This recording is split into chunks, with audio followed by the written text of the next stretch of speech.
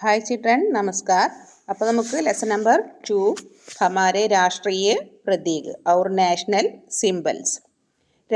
दुनिया के हर राष्ट्र के कुछ गौरव चिन्ह होते हैं. അപ്പോൾ നമ്മുടെ ലോകത്തിലെ എല്ലാ രാജ്യങ്ങൾക്കും എന്താണ് വളരെ അഭിമാനപൂർവ്വം കുറച്ച് സിംബൽസ് ഉണ്ട്.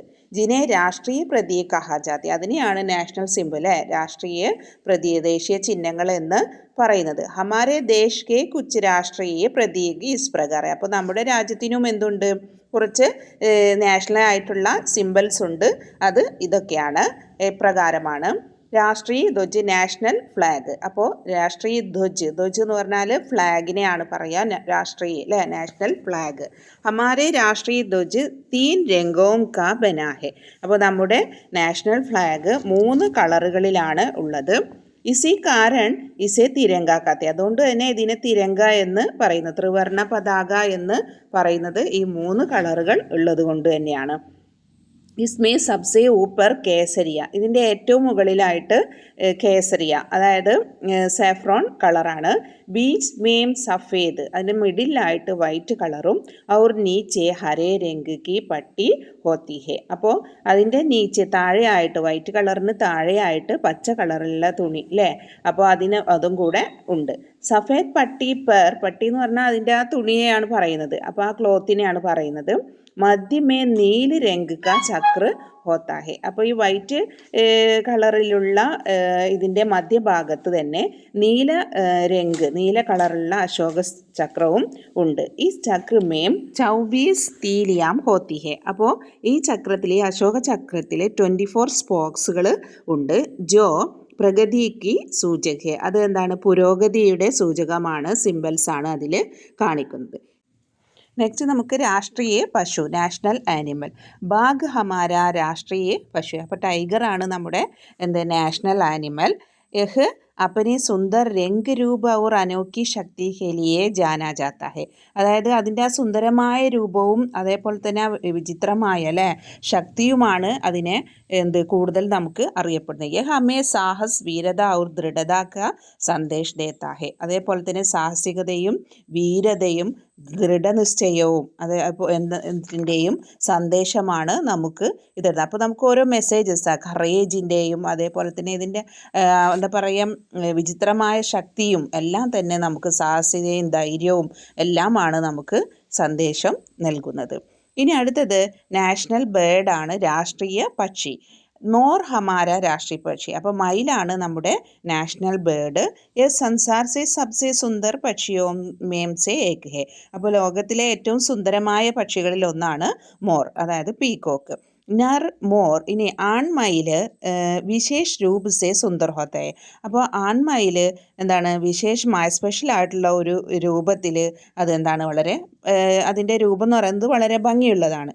ഇസ്കി നീലി ഗർദൻ, അതിൻ്റെ ആ കഴുത്തിലെ ആ നീല കളറും അതേപോലെ തന്നെ ചാത്തി ലംബി പൂഞ്ച് സദ, അതിൻ്റെ ആ ഒരു നീളമുള്ള ആ വാലുകളും അതേപോലെ തന്നെ ആ ഒരു നീല കളറും രംഗ് ബിരംഗ് കളർഫുള്ളായിട്ടുള്ള ആ പങ്കും അതിൻ്റെ ആ ചിറകുകളും എല്ലാം തന്നെ എന്താണ്, ആ പീലിയും വളരെയധികം സുന്ദരമാണ് അതിനെ കാണാനായിട്ട്. ബാരിഷ് K മൗസം may Aasman may Badal ദേക്കർ. അപ്പോൾ ബാരിഷ് കെ മൗസം, അതായത് മഴക്കാലത്തുള്ള കാലാവസ്ഥയിൽ ആസ്മാൻ മേ ദേക്കർ അല്ലേ, അതായത് ആകാശത്തിലുള്ള ആ മേഘം നോക്കിയിട്ട് മോർ നാസ്തേ ലത്തെ, നൃത്തം ചെയ്യാറുണ്ടായിരുന്നു. മോർക്ക നൃത്ത് സബ്കാ മൻ മോഹ് ലേത്ത. അപ്പോൾ എല്ലാവരുടെയും മനസ്സിനെ കുളിർമ നൽകുന്നത് തന്നെയാണ് ഈ മയിലിൻ്റെ നൃത്തം എന്ന് പറയുന്നത്. ഇനി നെക്സ്റ്റ് വരുന്നത് രാഷ്ട്രീയ ഫൂലാണ്, നാഷണൽ ഫ്ലവർ. കമൽ ഹമാര രാഷ്ട്രീയ ഫൂൽ ഹെ അല്ലേ. അപ്പോൾ നമ്മുടെ കമൽ, ലോട്ടസ് ആണ് നമ്മുടെ നാഷണൽ ഫ്ലവർ. കമൽ കാ ഫൂൽ ജൽമേ ഗിൽത്ത അല്ലേ, വെള്ളത്തിലാണ് നമ്മുടെ ഈ ലോട്ടസ് വിരിയുന്നത് അല്ലേ, അത് വളരുന്നത് വെള്ളത്തിലാണ്. കമൽ കോ നിർമ്മലത ഔർ പവിത്രത കാ, ആ ഒരു നിർമ്മലതയും അതായത് അതിൻ്റെ ആ ഒരു സോഫ്റ്റ്നെസ്സും അതേപോലെ തന്നെ അതിൻ്റെ ഈ പവിത്രതയും തന്നെയാണ് അതിനെ കൂടുതലും വിശേഷം എന്ന് പറയുന്നത്. ഫൂലോ മേ കമൽ കെ ഫൂൽ കാ വിശേഷ് സ്ഥാൻ ഹെ. ഇനി പൂക്കളിൽ ഈ കമലിലെ ഈ ലോട്ടസിന് വളരെയധികം വിശേഷമായ സ്പെഷ്യലായ സ്ഥാനം തന്നെയാണ് ഉള്ളത്. ഇസ്ക പ്രയോഗ്, ഇതിൻ്റെ യൂസ് എന്ന് പറയുന്നത് ഇത് എന്തിനു വേണ്ടിയിട്ടാണ് യൂസ് ചെയ്യുന്നത്?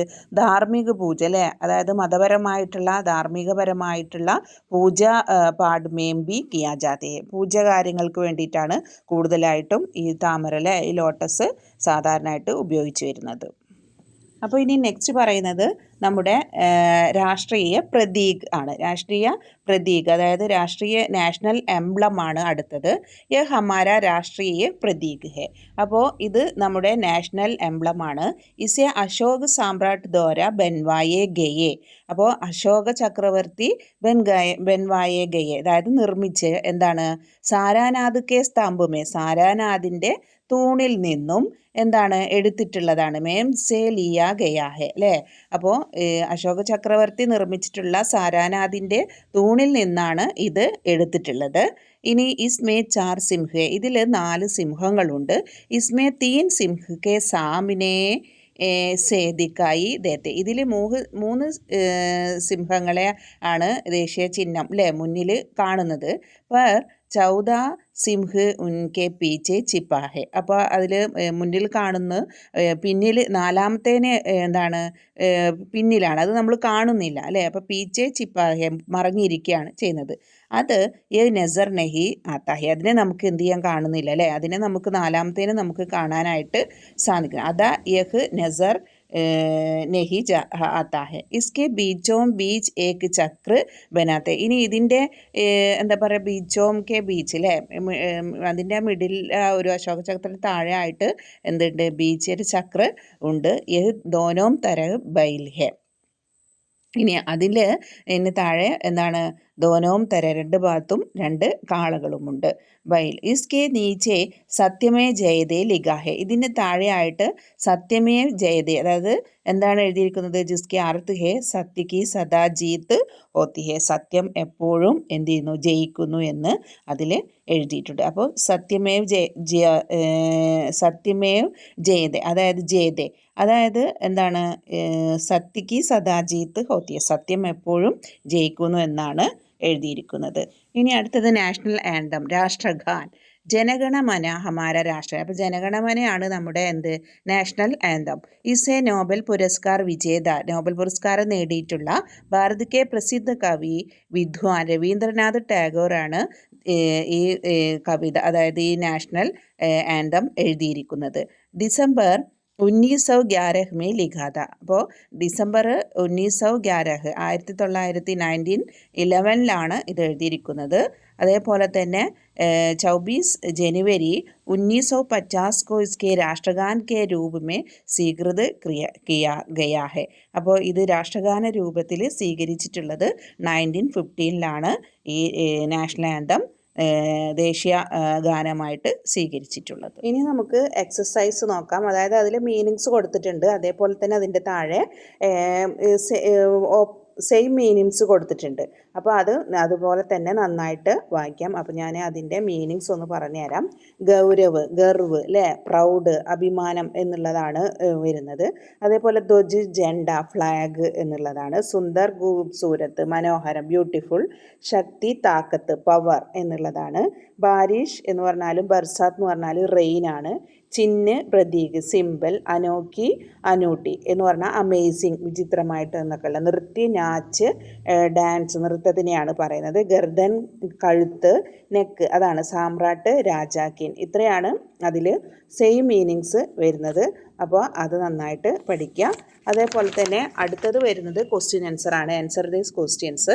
അപ്പോൾ ഞാനതിൽ ഓരോ ക്വസ്റ്റ്യനും വായിച്ചിട്ട് ആൻസർ ഇതിൽ കൊടുത്തിട്ടുണ്ട്.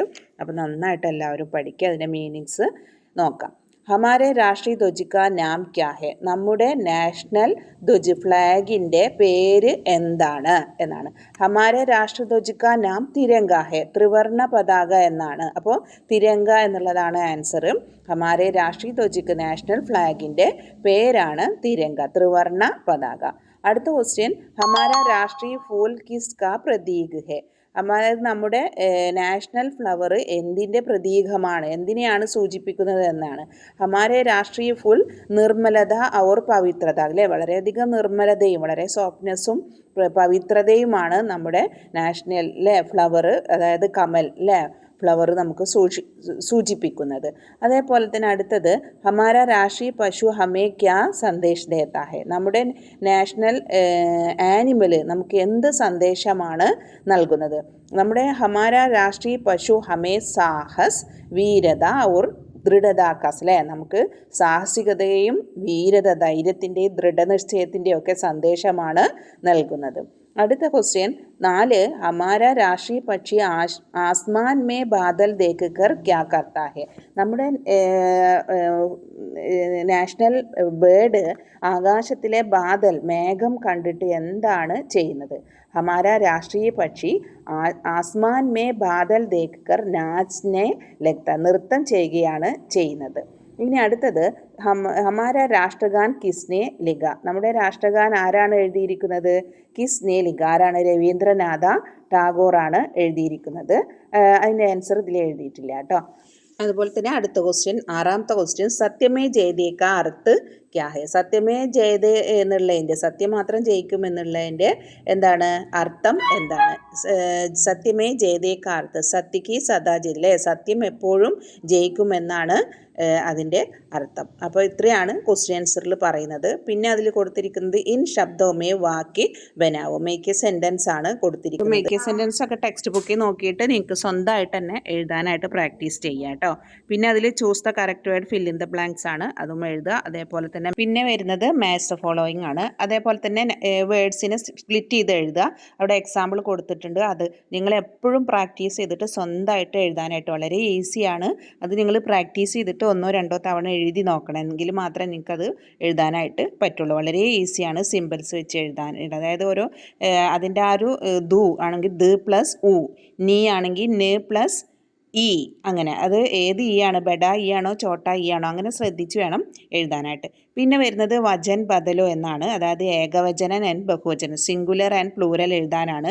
വളരെ ഈസിയാണ്. അപ്പോൾ അതിൻ്റെ ആൻസർ ഞാൻ ഇതിൽ കൊടുത്തിട്ടുണ്ട്. അത് നിങ്ങൾ വളരെ ശ്രദ്ധിച്ച് നന്നായിട്ട് പഠിക്കാം. പിന്നെ നമ്മൾ പിക്ചറിൽ കൊടുത്തിരിക്കുന്ന അതിനെക്കുറിച്ചിട്ട് ഓരോ സിമ്പിൾസിനെ കുറിച്ചിട്ടും നമ്മളോട് സെൻറ്റൻസ് എഴുതാനാണ്. ഒരു 2 സെൻറ്റൻസോ 3 സെൻറ്റൻസോ ടെക്സ്റ്റ് ബുക്ക് നോക്കിയിട്ട് നന്നായിട്ട് എഴുതാം കേട്ടോ.